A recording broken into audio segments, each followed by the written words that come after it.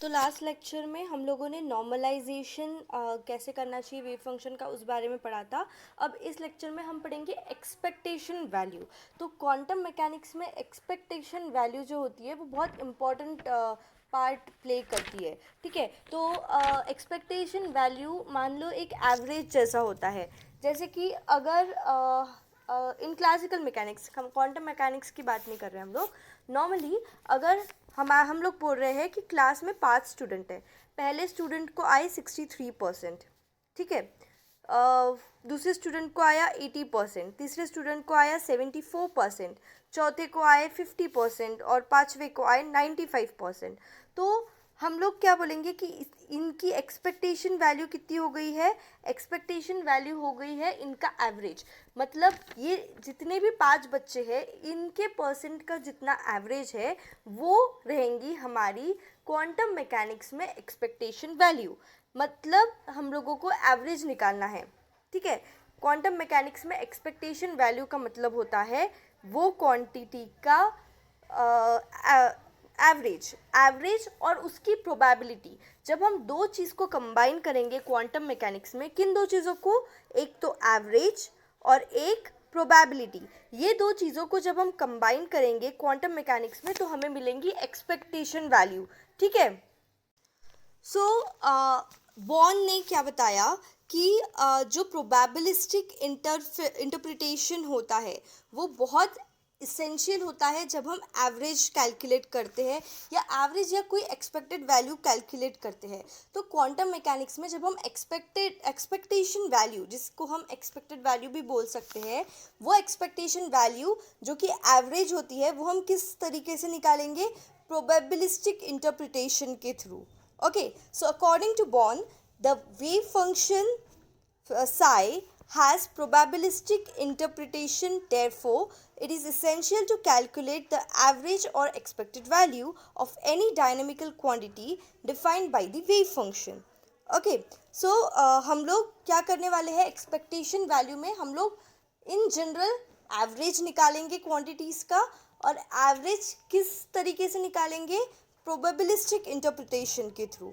ठीक है, सो जैसे डायनेमिकल क्वांटिटीज़ होती है, कैसी? स्पेस कोऑर्डिनेट्स हो गए। स्पेस कोऑर्डिनेट्स मतलब x y z in space, है ना? X y z, 3xn y n z n। Okay, so momenta और एनर्जी, ये सब क्या है? हमारी डायनेमिकल क्वांटिटीज़ है। तो इन कोऑर्डिनेट्स की, इन क्वांटिटीज़ का हम क्या निकाल सकते हैं? एक्सपेक्टेशन वैल्यू निकाल सकते हैं, एवरेज निकाल सकते हैं इन अ प्रोबेबिलिस्टिक वे। ठीक है, so in physics dynamical quantities are space coordinates, momenta and energy of the system.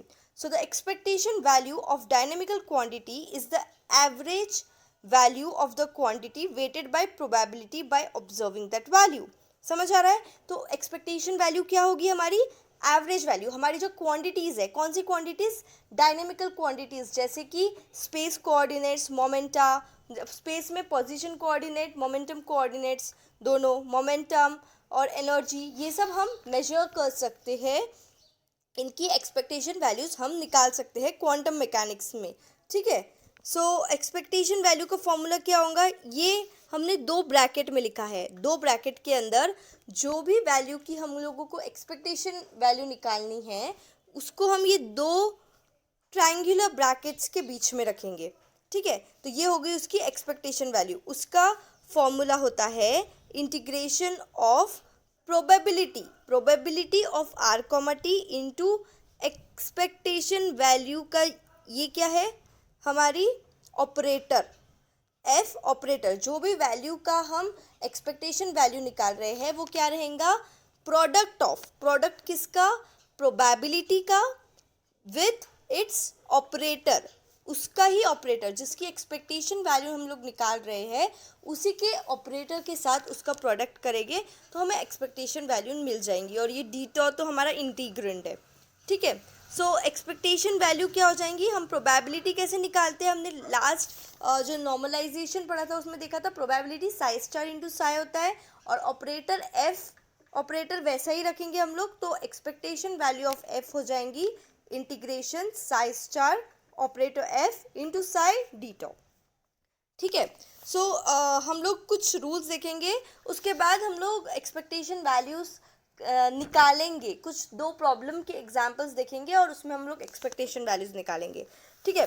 सो जो पहला चीज़ आप लोगों को एक ध्यान रखनी है वो ये है कि अगर हमें कोई भी क्वांटिटी की एक्सपेक्टेशन वैल्यू कैलकुलेट करनी है तो वो नॉर्मलाइज होना चाहिए, वो फंक्शन क्या होना चाहिए, नॉर्मलाइज्ड। पर अगर वो नॉर्मलाइज्ड नहीं है तो हम उसको नॉर्मलाइज कर सकते हैं। तो फर्स्ट स्टेप हमारी क्या होनी चाहिए कि हम उसको नॉर्मलाइज करें। तो नॉर्मलाइज कैसे करेंगे, expectation value of X is equal to क्या होती है, integration psi star X operator into X. X क्या है हमारा, पोजीशन वेक्टर है ना, पोजीशन कोऑर्डिनेट है। इसका हम लोग एक्सपेक्टेशन वैल्यू ऐसे निकालते हैं, तो उसको डिवाइड कर देना उसकी प्रोबेबिलिटी से। क्या होती है उसकी probability, integration of Sai star into psi D top. तो ये हो जाएगा हमारा एक्सपेक्टेशन वैल्यू नॉर्मलाइज्ड। ठीक है। सो ये हमारी पहली कंडीशन थी जो आपको ध्यान रखनी है। अब जो सेकंड कंडीशन है वो ये है कि मैंने एक 1D वॉल कंसिडर करी है। 1D वॉल मतलब 1D बॉक्स क्या होती है, जिसमें हम पार्टिकल को वन डायमेंशन में मूव करने के लिए रेस्ट्रिक्ट करते हैं। मतलब वो y और z में नहीं जाएंगी, वो सिर्फ x डायरेक्शन में मूव करेंगी। तो यहाँ पे क्या होगा कि यहाँ पे एक पॉइंट आ सकता है जहाँ पे उसकी एक्सपेक्टेशन वैल्यू ज़ीरो आए। ये बीच वाले पार्ट में हो सकता है कि उसकी एक्सपेक्टेशन वैल्यू ज़ीरो आए। तो जहाँ पर भी हमारी एक्सपेक्टेशन वैल्यू ज़ीरो आती है, in such case what you have to do, you just have to calculate the RMS value of your given function. Okay. So हम इसकी आरएमएस वैल्यू कैसे करेंगे, एक्सपेक्टेशन वैल्यू ऑफ एक्स का whole square, वो भी under root में। तो ये होगी उसकी आरएमएस वैल्यू। तो अभी हम लोग कुछ दो प्रॉब्लम्स देखते हैं और उसकी हम लोग एक्सपेक्टेशन वैल्यू निकालती है। सो हमारा पहला क्वेश्चन है कि 1D बॉक्स की एक्सपेक्टेशन वैल्यू निकालो 1D बॉक्स के पोजीशन की।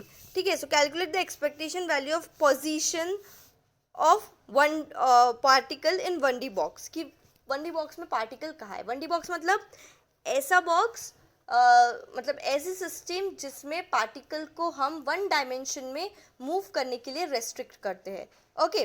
सो यहाँ पर हमें क्या निकालना है, पोजीशन, पार्टिकल की पोजीशन का एक्सपेक्टेशन वैल्यू। तो 1D बॉक्स का वेव फंक्शन हमने लास्ट नॉर्मलाइजेशन में देखा था, psi is equal to under root 2/a sine of n/x/a। ये हमने देखा था। आप लोगों को ये ध्यान रखना पड़ेगा कि wave function of 1D box क्या होता है।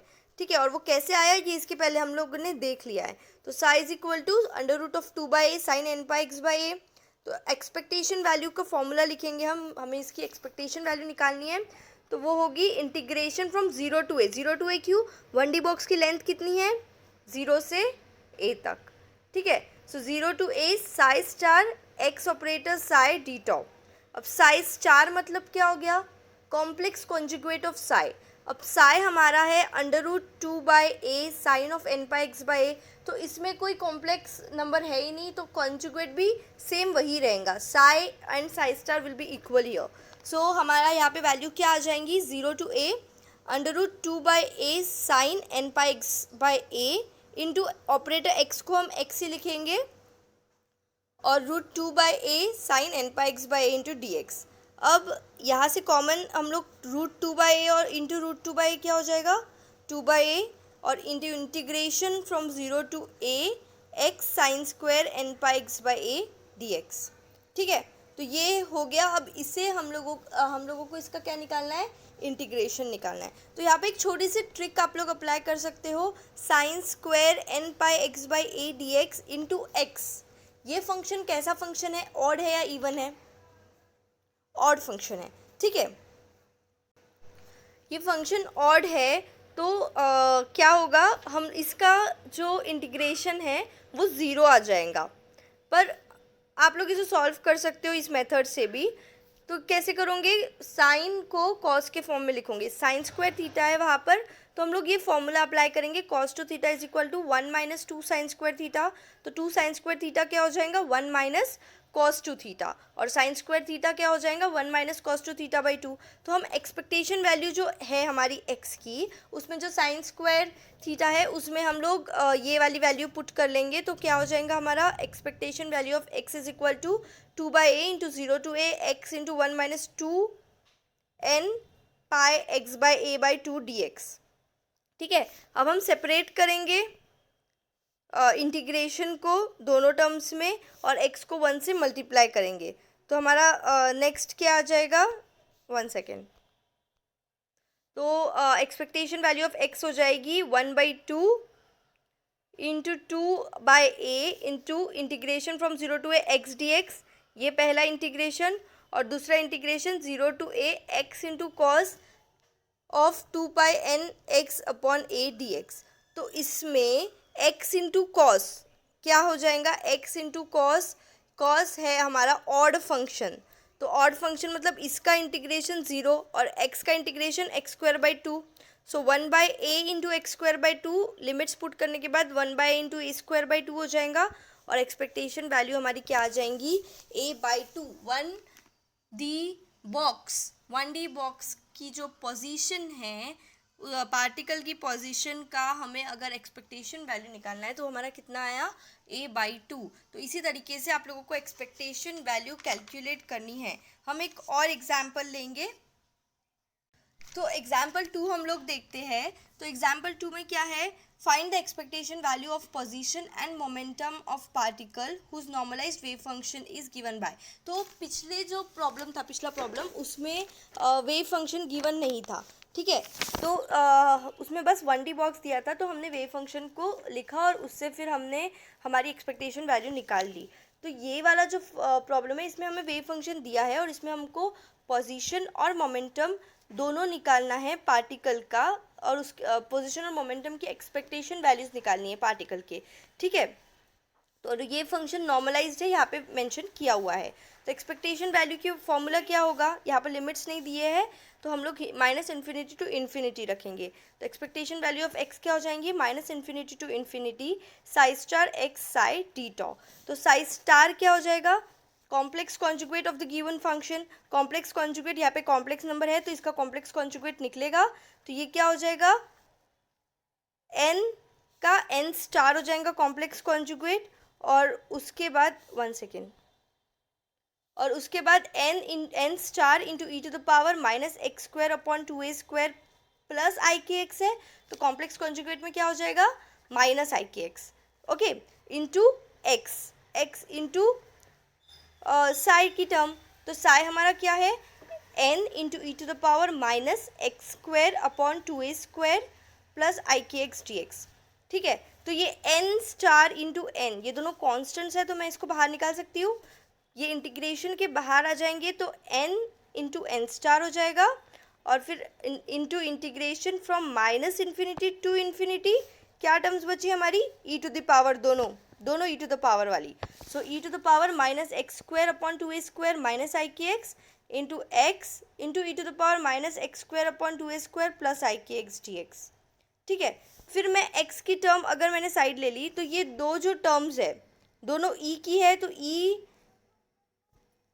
का जो पावर है वो अलग है, पर दोनों का e मतलब e सेम है, तो मैं इसके पावर को ऐड सब्ट्रैक्ट कर सकती हूँ। सो यहाँ पे क्या होगा, e x into e to the power x square upon 2a square minus x square upon 2a square minus x square upon 2a square, क्या हो जाएगा, 2x square upon 2a square, which means minus x square upon a square, 2 cancel, और ये plus i k x है और minus i k x है, वो 0 हो जाएगा। ठीक है, सो हमारी टर्म क्या बची, n into n star into integration from minus infinity to infinity x into e to the power minus x square upon a square d x.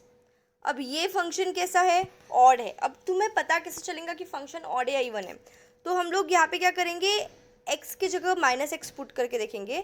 अगर f of minus x is equal to f of x आया तो हमारा function क्या है, even है। अगर f of minus x is equal to minus f of x आया तो हमारा फंक्शन क्या है, ऑड है।